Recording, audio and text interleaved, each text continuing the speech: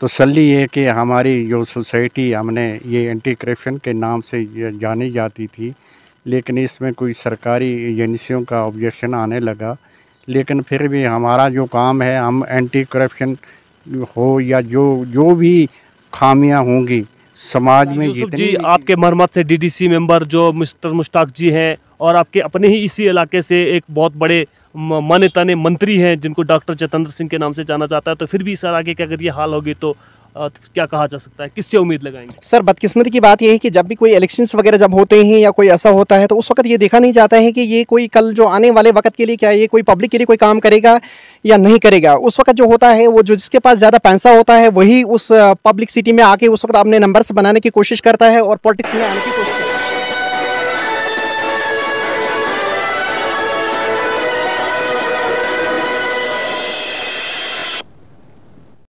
अस्सलामुअलैकुम, आदाब नाजरीन, मैं हूं आपके साथ आपका मेज़बान शेख शब्बीर अहमद। इस वक्त हम ब्लॉक खलैनी के कलहुत्ता के इलाका में मौजूद है। यहाँ पर हिमालयन सोशल वेलफेयर सोसाइटी की जानिब से एक पब्लिक मीटिंग का इनेकाद किया गया, जिसमें हिमालयन सोशल वेलफेयर सोसाइटी के चेयरमैन मिस्टर फ़कीर चंद अरमान जी भी यहाँ पे, जो इस कमेटी के चेयरमैन हैं, वो भी मौजूद रहे। इनसे ही जानने की कोशिश करते हैं कि आज आपने जो मीटिंग की, किस तरह की मीटिंग की, क्या पैगाम रहेगा आपका, खास करके अपने वर्करों के लिए और पब्लिक के लिए। सर, सबसे पहले तो आपका बहुत बहुत स्वागत है। शुक्रिया सर, जो आप यहाँ आए, बहुत बहुत धन्यवाद। आज की मीटिंग जो थी हमारी, ये मीटिंग जो है 2-4 महीने के बाद हुई। हमने अपने तमाम वर्करों को बुलाया और जो हमारी कमेटी जो थी इसमें कुछ मेंबरों को हमने खारिज किया जो आते नहीं थे, और नए मेंबर जो भर्ती हुए इसमें, तो मेंबरों को हिदायत ये की कि ज़मीनी सतह पे जो तामीरी और तरक्की के अमूर हो रहे हैं उन पे नज़र रखें। कोई ऐसे लोग हैं गरीब गुरबा है, उनकी आप निशानदेही करें और उनके जो सरकारी स्कीमें गवर्नमेंट की तरफ से हैं उनको हर किस्म की मदद मुहैया कराई जाए। सर, जैसा कि आपने अपने मंशूर में लिखा है कि यहाँ पे करप्शन जो इस वक्त पूरे विश्व यानी पूरा हिंदुस्तान करप्शन की लपेट में लिपटा हुआ है, और ख़ास करके पूरे हिंदुस्तान में अगर बात की जाए तो रियासत जम्मू कश्मीर जो है इस वक्त करप्शन की पीक पर है। तो क्या कहना चाहेंगे आप, किस तरह से अब करप्शन को ख़त्म करने की बात की जा रही है? सर, ये तो मोदी जी का नारा है कि ना खाएंगे ना खाने देंगे, तो ये तो बहुत पूरे मुल्क की सतह पर से ये हो रहा है, लेकिन अभी तक ये करप्शन जो है ये ख़त्म नहीं हो रही है। लेकिन हमारे भी इक़दामात यही हैं कि करप्शन जो है, करप्शन की वजह से जितने भी जो काम हैं करप्शन की वजह से रुके पड़े हैं। लोगों की पेमेंटें नहीं हो रही हैं। हर जगह से, हर पंचायत से आपके जो नुमाइंदे हैं, मीडिया के नुमाइंदे हैं, यही सुनने में आता है। हर पंचायत से ये आवाज़ आती है कि करप्शन की वजह से हमारे पैसे रुके पड़े हैं, हमारे पैसे जो है लेबर को नहीं मिल रहे हैं।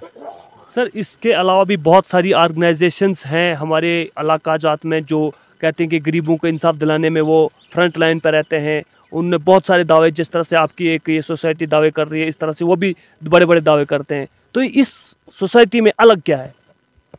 सर, हम कोई दावे तो करते ही नहीं। हम एक हमारी जो कमेटी है बहुत इसमें संजीदा लोग हैं, उम्र रसीदा लोग हैं, सीनियर सिटीज़न लोग हैं। हम में कोई वो ऐसे दावे करने वाली बात नहीं है, लेकिन जो हकीकत है हम उसको ज़मीनी सतह पर जो हकीकी जो खामियां हैं हम उनको दिखाने की कोशिश करते हैं।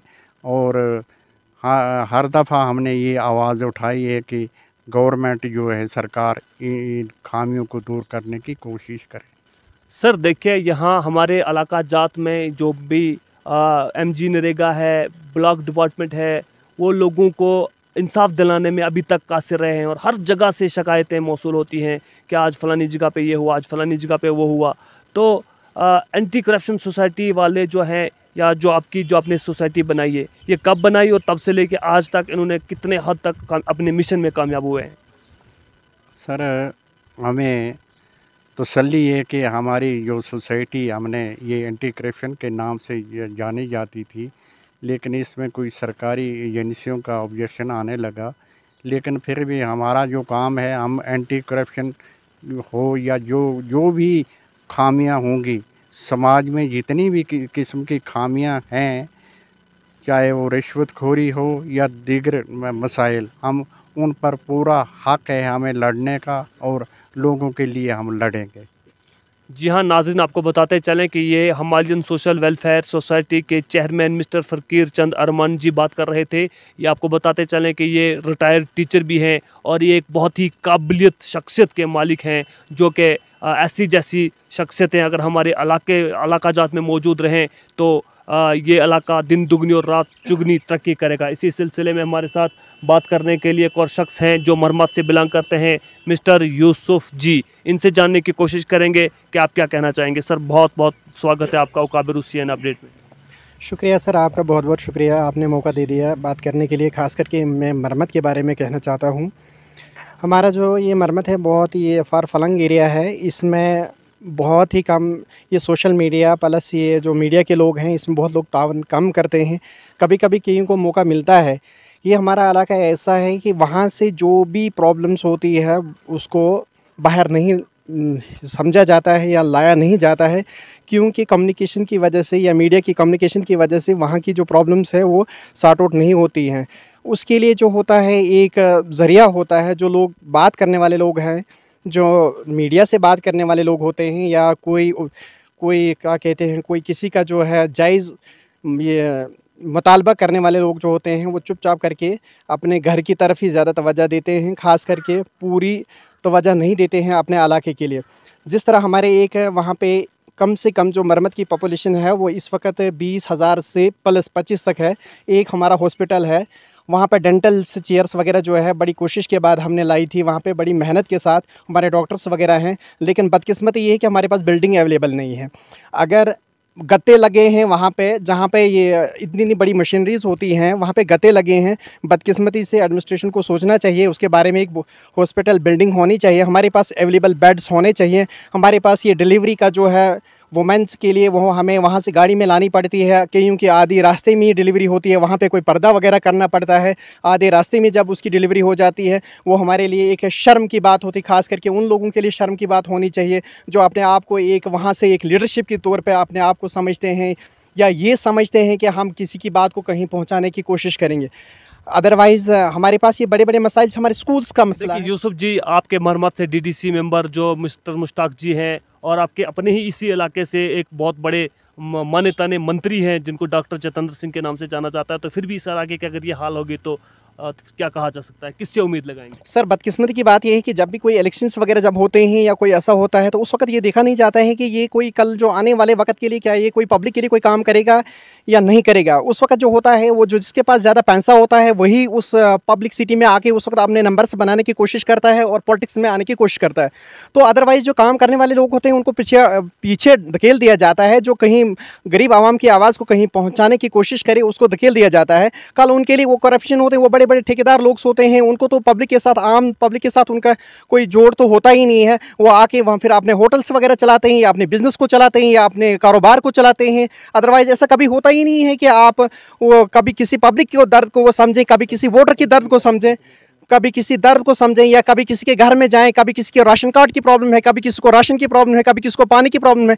मैक्सिमम हमारे पास अभी भी ऐसे लोग हैं जिनके पास पानी है ही नहीं, पीने के लिए पानी नहीं है, वो नालों का पानी। सरपंच साहिबान वगैरह जो हैं, जो हमारे डीडीसी मेंबर्स वगैरह हैं, कम से कम इनको फोकस करना चाहिए। वो ऐसे काम रखते हैं, जब भी प्लान की बात आती है तो वो अपने एक जो पर्सनल उनके लोग होते हैं उनको वो खुश करने के लिए उनके पर्सनल कामों को रखा जाता है। लेकिन कभी भी वो मरम्मत के बारे में ये नहीं सोचेंगे कोई हमारे कोई बिल्डिंग की ज़रूरत है, कभी अस्पताल की ज़रूरत है या कोई ऐसा अदारे की ज़रूरत है जिससे कल जो माशरा है ऊपर आ जाए। हमें मेन प्रॉब्लम है डिग्री कॉलेज की। मैक्सिमम लोग जो हैं बच्चों को पढ़ाना छोड़ ही देते हैं, क्योंकि उनके पास ऐसा साधन है ही नहीं कि वहाँ से निकल के डोडा में आ जाएं या अपने बच्चे को वहाँ किसी के घर में या बच्ची को किसी के घर में रखें किराए पे। पैसा लेने के उनके पास पैसा नहीं है, अपना बेल बेच के, अपनी वो भेड़ बेच के वो अपना गुजारा करने के लिए आते हैं। और उसके बाद उनको बड़ी मुश्किल से डोडा में या और कहीं भी कॉलेज में एडमिशन लेने की ज़रूरत पड़ती है। बदकिस्मती से हमारे पास अगर इस वक्त कम से कम अगर 30,000 हमारी जो मरम्मत जो इस वक्त तहसील है, बदकिस्मत हमें भी धकेल दिया है। तहसील हमें पड़ती है नज़दीक 3 किलोमीटर जो गोवा है। बदकिस्मती से हमें जो इनने अपने पॉलिटिकली लेवल की वजह से हमें धकेल के डोरा के साथ डाल दिया है। ये भी हमारे साथ नाइंसाफ़ी की है। ये चाहते ही लोग चाहते हैं कि ऐसा कोई यहाँ से ऐसी आवाज़ ना आ जाए, लोगों को दबाया जाए और लोगों को उनकी गर्दन पे छुरी चलाई जाए और अपनी सियासत को जारी रखा जाए।